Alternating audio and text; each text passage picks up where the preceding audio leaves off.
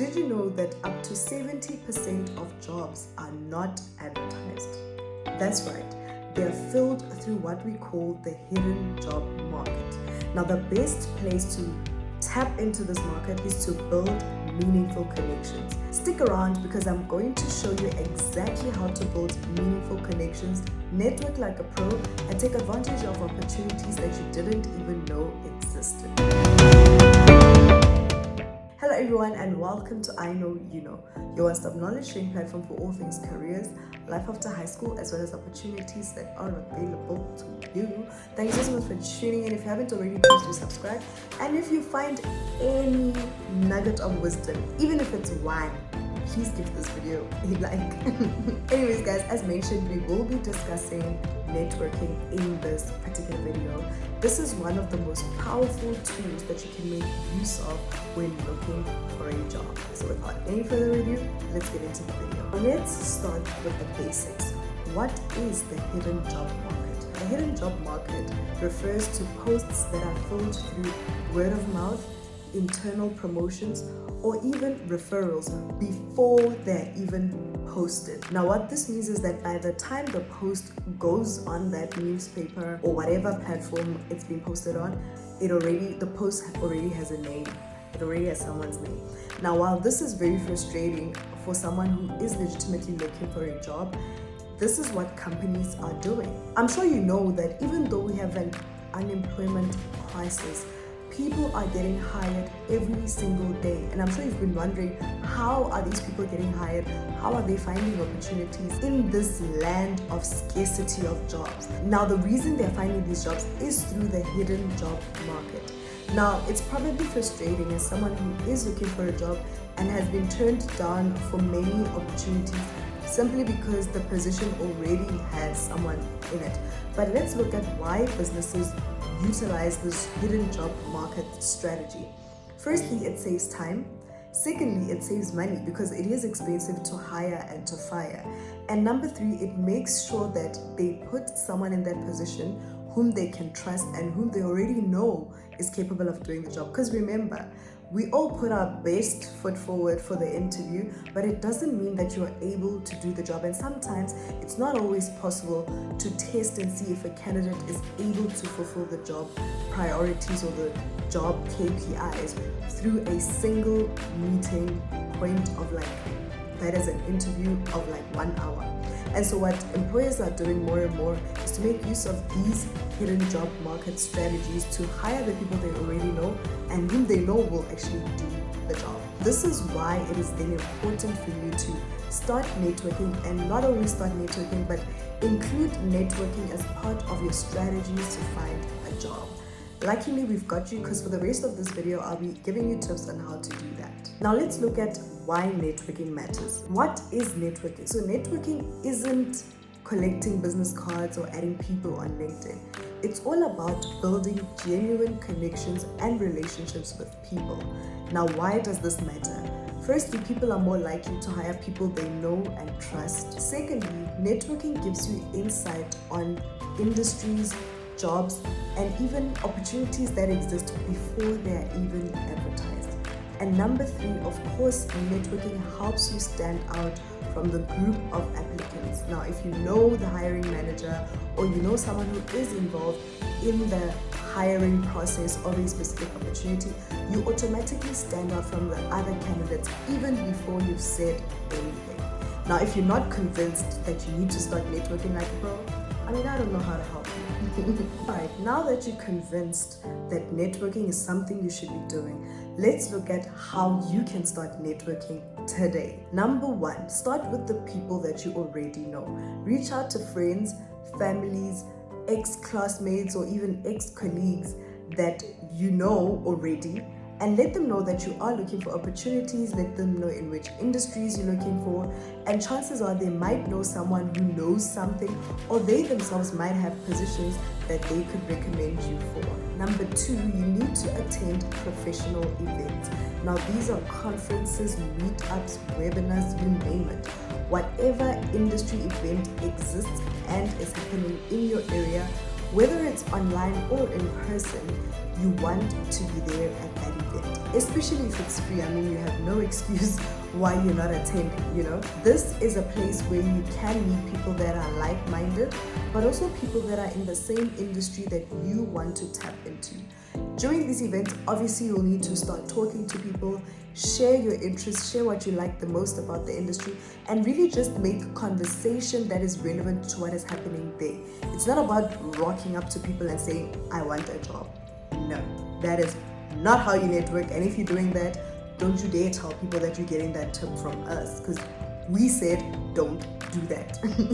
Anyways, I'm sure there are smart ways that you can do that, but the idea is, and never forget that with networking, you're trying to build genuine connections. And so the idea is really to connect with people. That's what your focus should be. Your focus at that moment in that place, especially if you don't know anyone, shouldn't be to find a job, even though we know that's what you want in the biggest scheme of things. But in that moment, what you should be focusing on is connecting with the people there. And the best way to connect with them is by whatever's happening around you. You're already in a relevant space. A lot is already happening.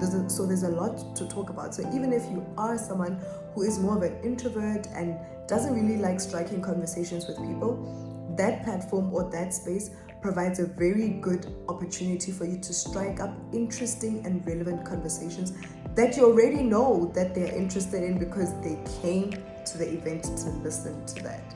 Now, if that's not a fire tip, I don't know. Number 3 of where you should start networking is on social media. Now, you can use all social media platforms to network, but the best professional networking social media platform is, of course, LinkedIn. Now, you might have guessed this already because that's what everyone is using to find jobs these days. Now, what you need to do on LinkedIn is to follow companies you admire and would like to work for, follow industry leaders, and comment meaningful things on the things that they do post. And don't be shy to send personalized messages when you send connection requests, because this will help you stand out, and it will also show that you are a person and not a bot, and that you're not just following people for the sake of following them, but you're following them because you know exactly who they are, what space they're in, and really what interests they have. So take advantage of the social media platforms that you're a part of, especially LinkedIn. Number 4, join community groups. Join community groups, alumni groups, or different social circles that exist in your community. This is a fantastic way of meeting professionals in a more relaxed and casual manner. Always remember, networking is about creating connections. Now, if you meet people in a community setting, in a running club, in a singing club or a choir, whatever the case might be, they are a little bit more relaxed and a little less guarded than they would be in a professional setting. And so this provides fertile grounds for you to build a meaningful connection with the people that you're meeting there. And chances are, when it comes to the point of them discussing, oh, what do you do, or what opportunities are you interested in, they'll be a lot more willing to hear you out because they know you didn't just come there to use them, but you're actually someone that shares a common interest with them, and also someone who's genuinely interested in knowing them, listening to them, and really engaging with them beyond the point of what you can get from them. So join community groups, volunteer groups, whatever is available in your community, join. Now that you know where to start networking, let's talk about how you need to network effectively. Number 1, be genuine. Don't focus on what am I going to get from this relationship or from this connection. Your main focus should be, how can I connect with this person? How can I build a meaningful relationship with this person? And of course, that comes through being genuine, be your authentic self. You don't need to put up a performance because that makes it so much harder to build genuine connections. And secondly, listen to the other person, listen to what their interests are, listen to what's important to them. If they are a parent, they might talk about their children here and there. Comment about their children, bring their children up in some of the conversations that you're having, because you've already seen that their children are important to them. And so you really want to show that you are actively listening and that you know them, or you are interested in knowing them. The second thing you should do to effectively network is to prepare your elevator pitch. Prepare a 30-second explanation of who you are, what do you do, and what are you looking for. A lot of the times when you start connecting with people that you didn't know before, it won't really start with you delving deep into things or having like an hour for you to explain exactly who you are and where you're from. So you want to really take advantage of those first 30 seconds that you have someone's attention. Tell them who you are, tell them what you're looking for, and tell them what you're doing, what are you busy with, what are you interested in right now. And of course, this elevator pitch should be tailor-made for whatever setting you're meeting the person in. So for example, if you are meeting the person at a conference, then you might include something relevant to the conference in your elevator pitch. If you're meeting them in a social circle, you might include something that's relevant to that specific social circle in your elevator pitch. It's all about adapting to whichever setting you're in, but stay genuine to who you are. Stay authentic always. Number 3, ask questions. It's not just about telling them information, feeding them with information, overwhelming them with information and many details that they probably might not care about. But for you to build genuine connections, you need to show that you are genuinely interested in others. Ask them about their lives, their jobs, their careers, their career journey, maybe their family, depending on the setting and what is allowable or what makes sense for the setting that you're in. Ask questions that show that you are genuinely interested in the other person. That is a sure way to build a genuine connection. Because I mean, let's face it, people love talking about themselves. And so when you give them the opportunity, they are probably more likely to continue talking to you. And that's really what you need. You need to keep the conversation going, of course in your genuine way, but you need to keep the conversation going up until you get to the point where you have built a meaningful connection. Number 4, follow up. After meeting someone, send them a message or an email or whatever platform you are able to reach them at. Send them a message thanking them for their time and the conversation you had, and make sure you mention something specific that they said so that you can stand out. You don't just want to say, hey, thank you for the great conversation we had at the conference. Well, they spoke to 50 people now. Which one of the 50 are you? Do you know what I mean? You need to make sure that you mention something that will make you stand out from all the people they spoke with on that day. Number 5, and this is a good one, give before you take. Now, as part of building meaningful connections, you want to be the first one to offer help or share some resources. Remember, building a genuine connection also includes you showing that you are of value and you're not just a taker. So make sure that at the first opportunity you get to offer help or to share resources, do it, because building trust and goodwill will go a long way in building genuine connections. Now that you've built meaningful connections, let's look at how you can then tap into the hidden job market. Number 1, do informational interviews.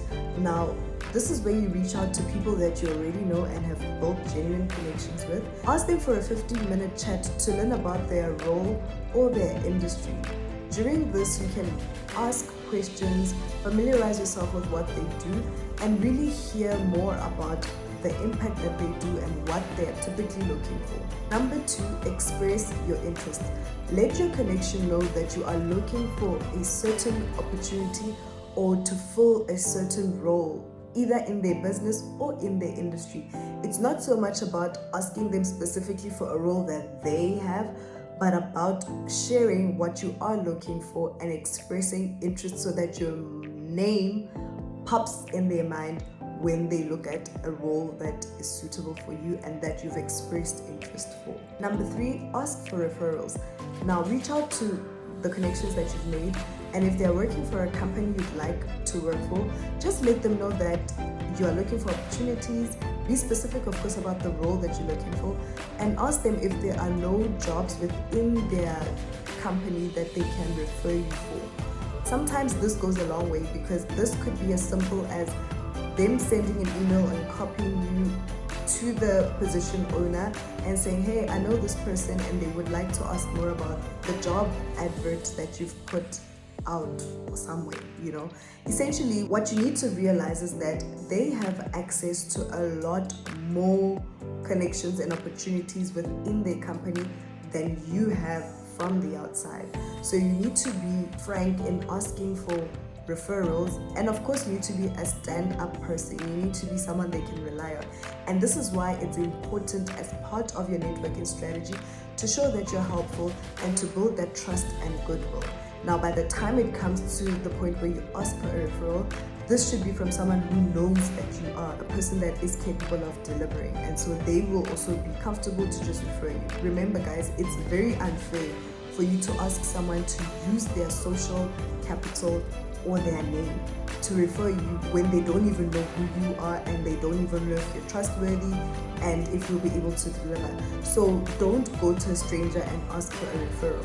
Make sure you build the connection first so that they are also comfortable to refer you. Stay active. That is the next tip. Stay active. Engage with your connections regularly. It doesn't have to be every day, but congratulate them on their achievements, share some of your milestones, and really just share any industry information that you think might be relevant to them, or information that you think would be of interest to the work that they do. Just share it and say, hey, I saw this and thought of you and what we spoke about the other time. That's it. Just keep that connection warm. Make sure that by the point or when the opportunity arises for you to ask for a referral, or when a job arises in their space, that you actually pop up in their minds before you even reach out to them. That's where you want to be. You want them to think, oh, there's this role that girl or that guy will be very good at. That's where you want to get at. Remember, networking is a marathon and not a sprint. It's not about quickly getting to know people as and when you need an opportunity already. No, you can actually network over time, because in fact that allows you to build more genuine connections over a long period of time, so that when you get to the point where you do need something, that these are connections you've had for a while and they know that you're not just here to take. Because unfortunately, we do live in a world where people use each other, and everyone is kind of guarded against that potentially happening to them. And so you need to make sure that you don't come across as a taker, and that you actually build those genuine connections. Now that you know about the hidden job market, there's tons of opportunities that have just opened up for you right now. So make sure you utilize the tips that we've shared in this video and reach out for those opportunities. They are there. They are waiting for you. I'm telling you guys, we have an unemployment crisis, but companies are hiring every single day. Think about that. Because that's actually how you'll realize that a lot of the vacancies are driven or pushed through the hidden job market. Now, if you found this video useful, please give it a thumbs up and feel free to share it with someone else that you think will make use of this information. Also share in the comment section what was your most bizarre tip that you learned in this video. What is the tip that you were not aware of and that you're happy that you watched this video to learn about? Let's chat. See you in the next one.